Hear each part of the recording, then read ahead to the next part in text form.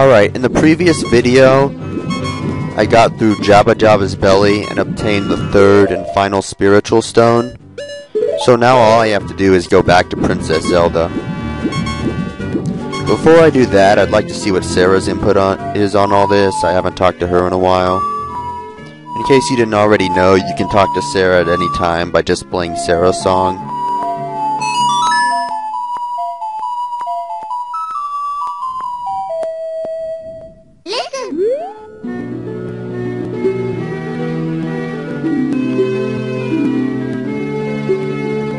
How does she know something as bad is happening at the castle? In fact, how are we even talking at all? I guess it's done through the fairies. So what, are fairies like cell phones? You're talking to each other and texting each other, and maybe she's getting news dates over there in the forest? Or what, are fairies like spy cameras? You send out a fairy and then it tells you what's going on? How does that work? Well, anyway, so I told you about this, I think, in a previous video, but in case I didn't, if you hit a wall with your sword and the wall can be blown up, that wall is going to make a different sound than a wall that can't be blown up. So that's how you can tell that this wall right behind this gray rock here can be blown up.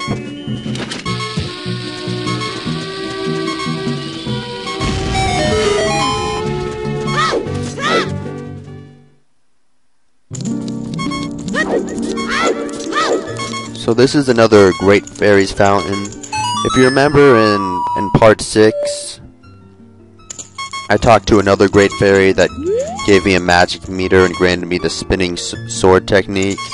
So there are actually several of these Great Fairies throughout the game that'll give you a different magic related technique. So all you have to do is find them and then walk in and play Zelda's Lullaby. And in addition to that, they also restore your hearts and your magic meter. So if you're ever low on hearts and you know that there's a fairy around, you can just walk in and get your hearts restored. All of these Great Fairies look pretty much the same.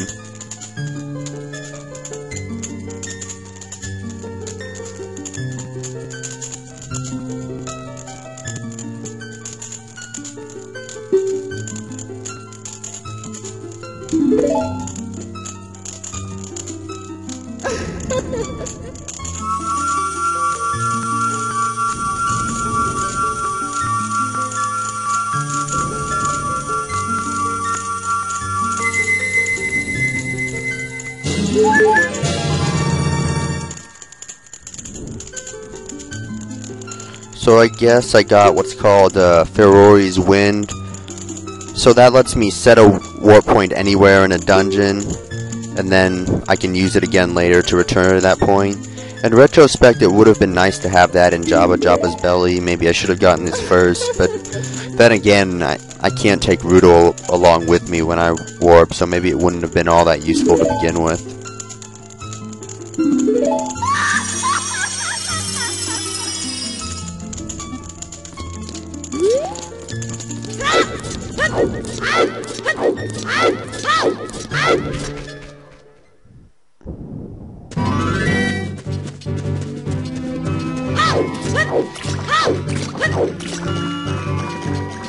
Well, anyways, I got the technique, so I guess it's time to head back now. Alright, so it takes a while to run all the way back to Hyrule, so I'm just going to speed this part up.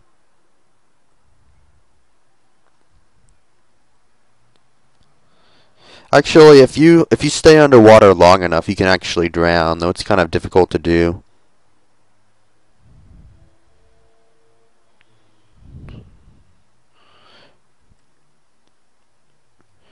Alright, so that was Princess Ruto just sitting there. So at least she's safe now. Okay, here's Zora's River. Now actually at night, I think there's one of these gold spiders here on the ladder.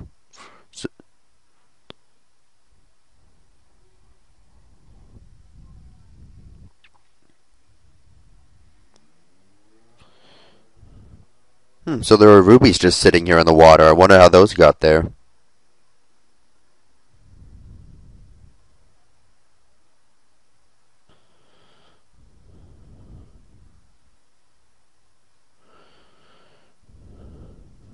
Alright, so we're back into the familiar Hyrule Field.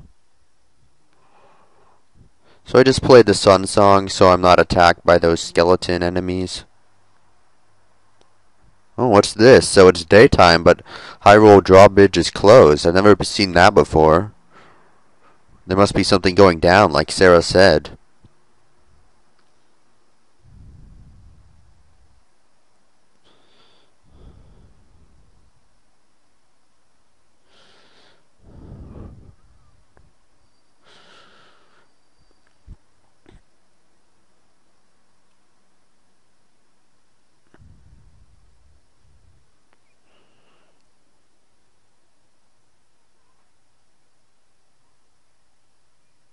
So I just got bugs in a bottle.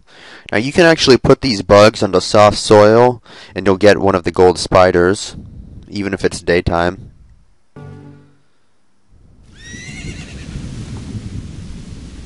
Okay, a lot of times I speed these cutscenes up, but I think this cutscene is pretty important to the game. And it's the cutscene that you saw earlier in the trailer, so I think I'm just going to leave this in at regular speed.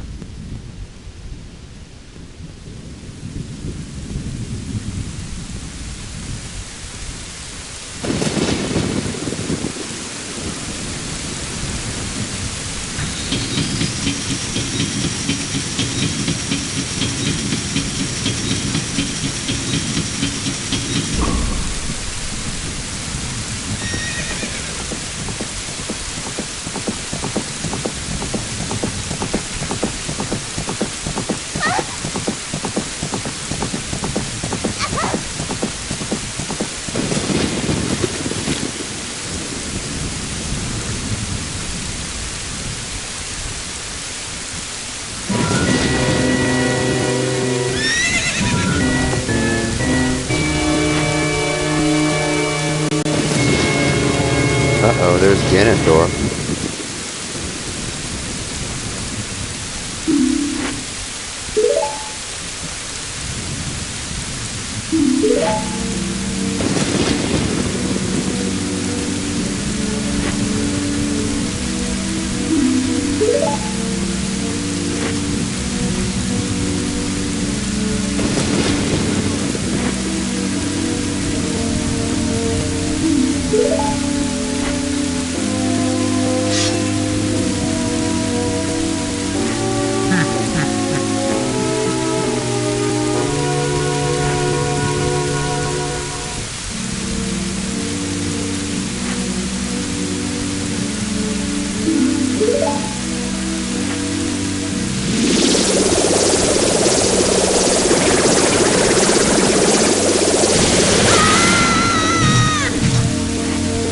Oh, that's not cool.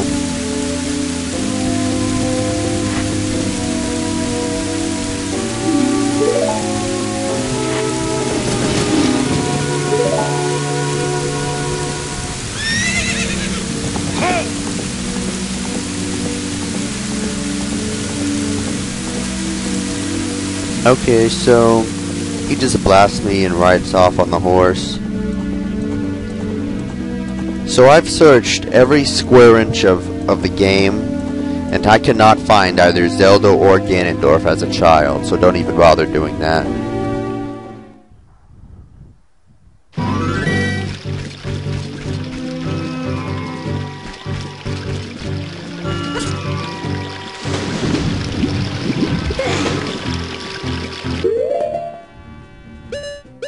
So this is the last time we're going to have this fairy ocarina. Take a good look at it. And alright, we just got the ocarina of time.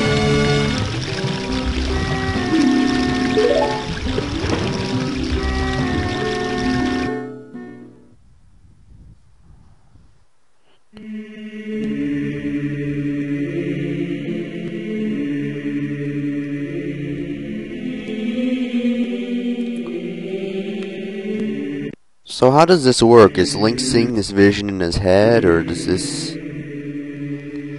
Or maybe it's like she left a message, like left a hologram, like in Star Wars, where it's like an answering machine. So looks like this isn't live. This isn't something she's telling me right now. She's on the horse or something.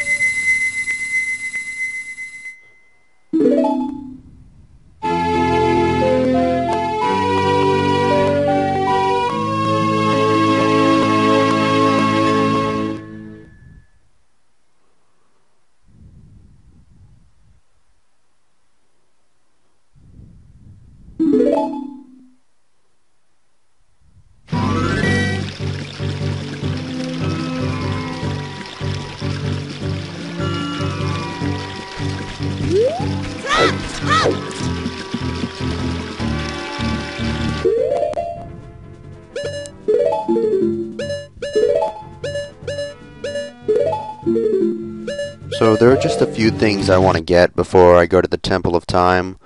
Once you go in, it takes a while to go back.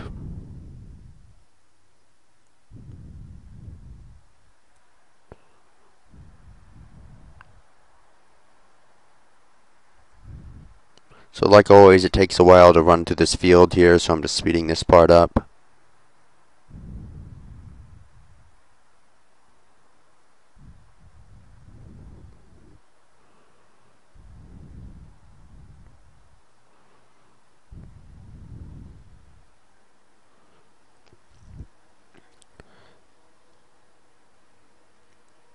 So as you can see, there's a gold spider there.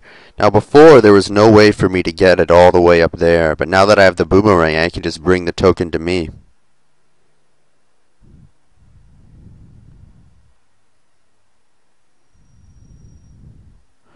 Alright, so now I'm making my way back to Hyrule.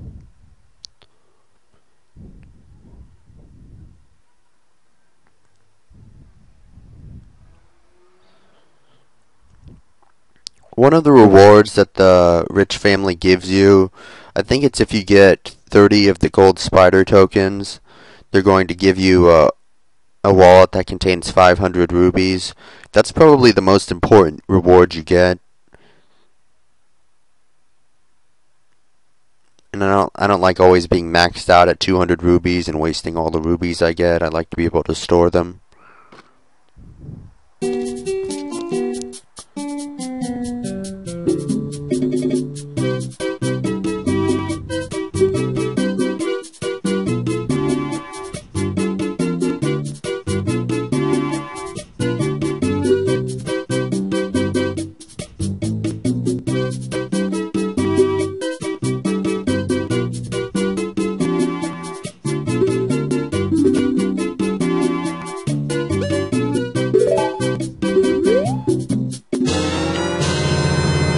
So this is the Happy Mass trading sequence I was talking about earlier. There was the guard right before you get to Death Mountain who wants it. I could give it to him, but it's really more trouble than it's worth.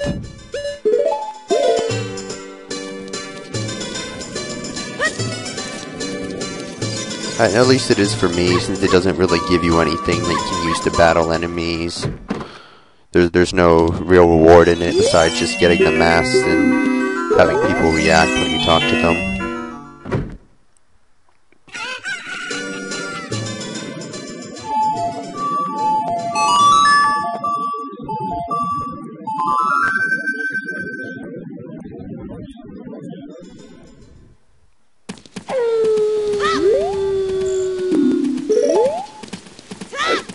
So even though that minigame was only open during the day, there's another minigame here that's only opened at night.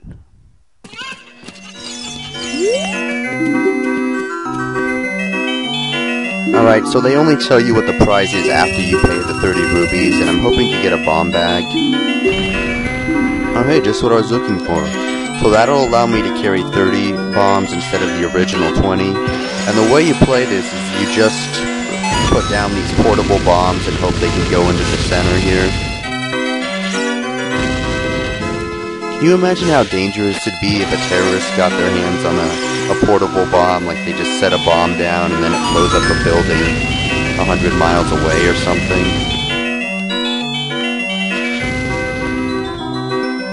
Alright, this one looks a little more difficult because there are 2 chickens in the way. So apparently when chickens get hit with the bombs, they just get stunned for a while, but they're not permanently injured. And these chickens are really tough. Oh wow, it just went all the way across the wall, across the ceiling, and then went back down into the target. That works.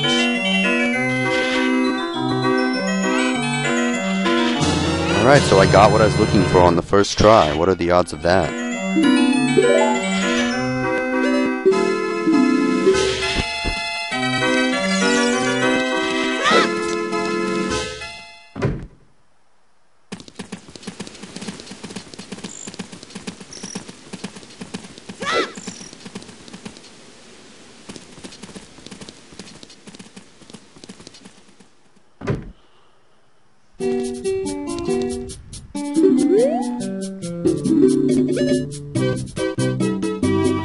Oh, I'm just 10 rupees short of getting the 20 pack. So this lets you buy those portable bombs, the ones I just used in that minigame. This is the problem with having a wallet that only contains 200 rupees. Well, anyway, I do have enough rupees to get a pack of 10 of them.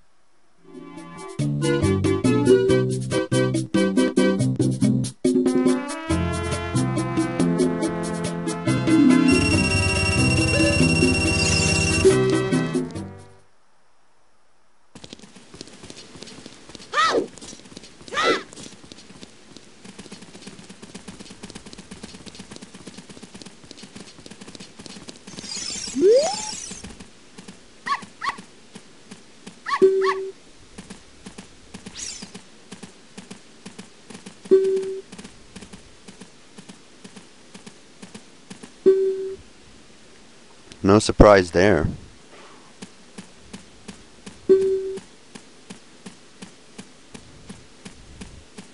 Wait, Ganondorf's men? M-E-N? I thought Ganondorf was the leader of the woman tribe. I thought they were only women that he was leading. How many men does Ganondorf have?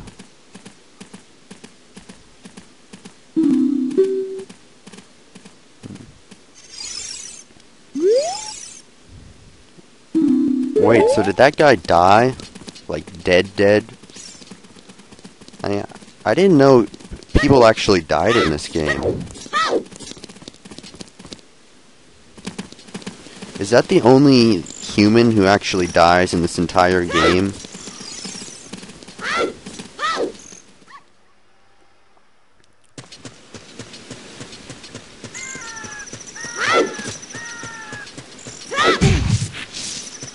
Alright, so I already got the gold spider there. If you remember a while back in video 6 when I got that spinning blade magic technique, Great Fairy told me about someone near Zelda's Path or Zelda's Castle. So there's actually another Great Fairy over here who will teach me a very useful magic technique. Well, actually the technique is required to get the game, so if you're playing along with me or if you're playing this game, you should get it.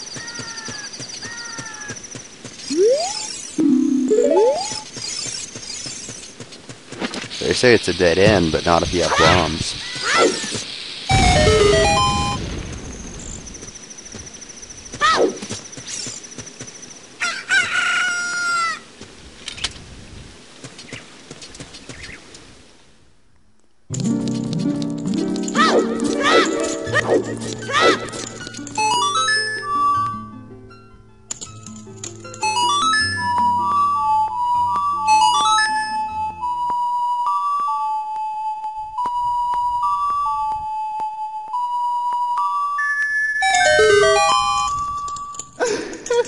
That's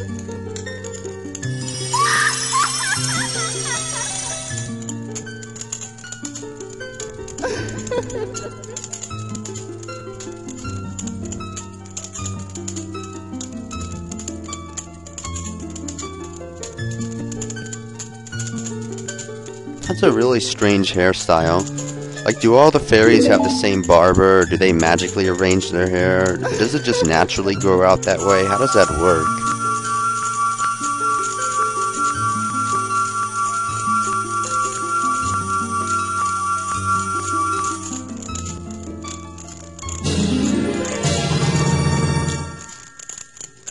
Alright, I just got the third... Well, I guess it's the third Great Fairy I've been to. But I have 2 spells and a technique.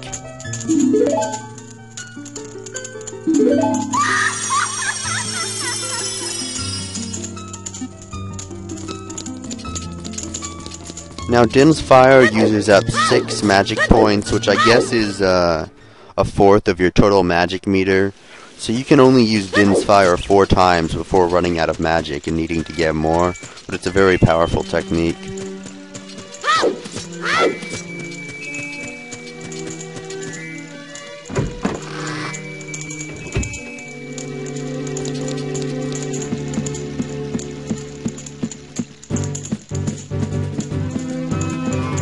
Okay, this is a way you can leave and go back to Hyrule if you don't want to get caught by the guards.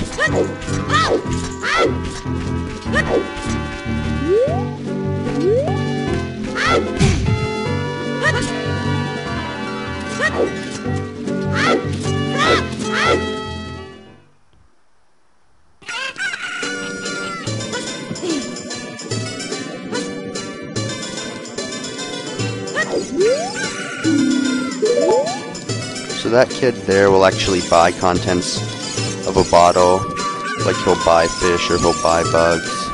It's actually a really easy way to make rubies.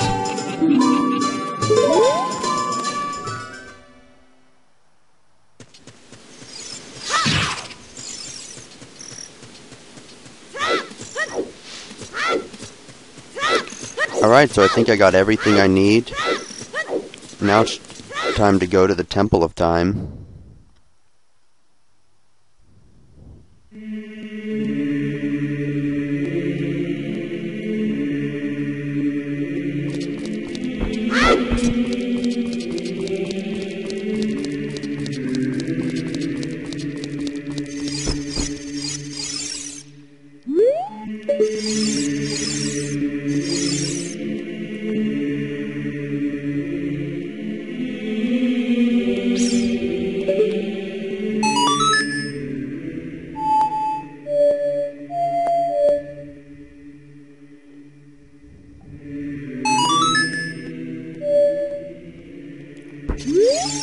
I can never remember how to do these songs. Well, besides the obvious ones like Zelda's Lullaby that you're using over and over. There we go, I got it.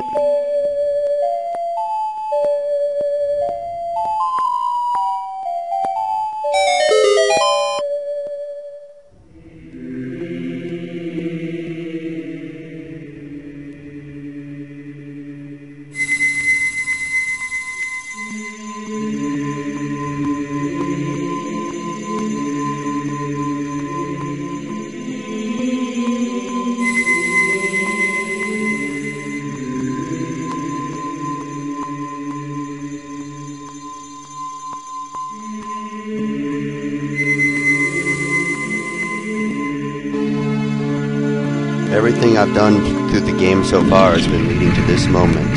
I finally unlocked the door in the Temple of Time.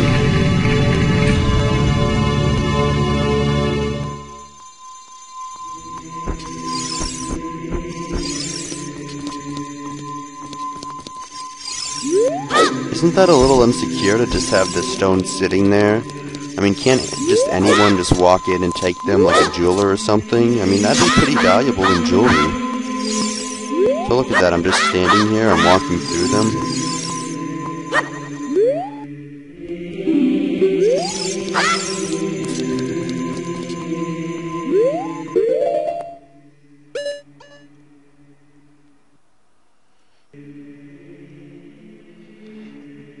Alright, so there's a really long cutscene coming up. Normally I just skip through these, but this one again is pretty important to the game. And in addition to that, it's at the end of the video.